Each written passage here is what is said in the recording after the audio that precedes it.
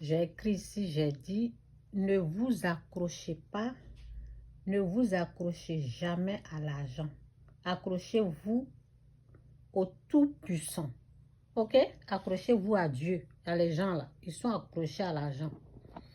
Donc, c'est dit dans Matthieu 6, on descend ici, verset 24, c'est dit, nul ne peut servir 2 maîtres, car ou il haïra l'un et aimera l'autre, ou il s'attachera à l'un et méprisera l'autre. Vous ne pouvez servir Dieu et maman, Dieu et l'argent. Donc, on va dans Proverbe. J'ai oublié de faire sortir ça. Attendez.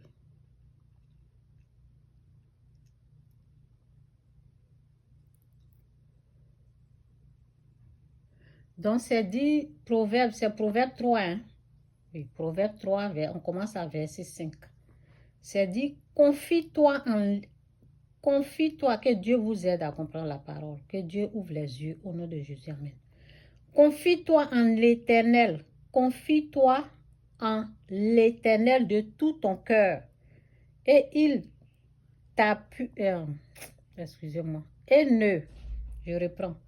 Confie-toi en l'Éternel de tout ton cœur et ne t'appuie pas sur ta sagesse. Reconnais-le dans toutes tes voies et il aplanira tes sentiers. Ne sois point sage, j'aime cette partie-là. Ne sois point sage à tes propres yeux.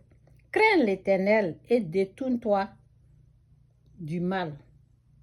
Ce sera la santé pour tes muscles et un rafraîchissement pour les os. Vous qui êtes malades là.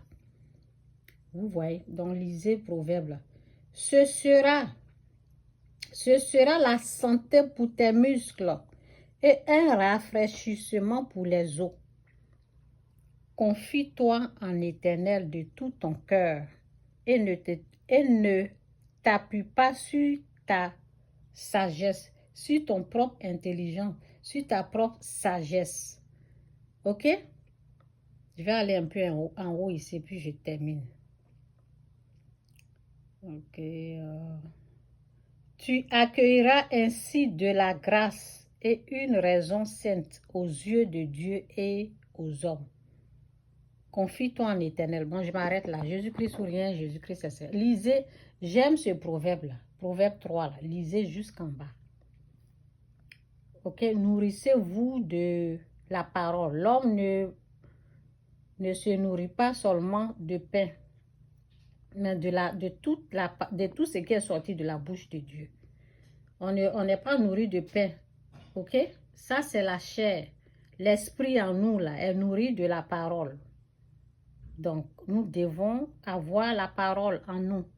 Jésus-Christ ou rien, Jésus-Christ est bel et bien Seigneur.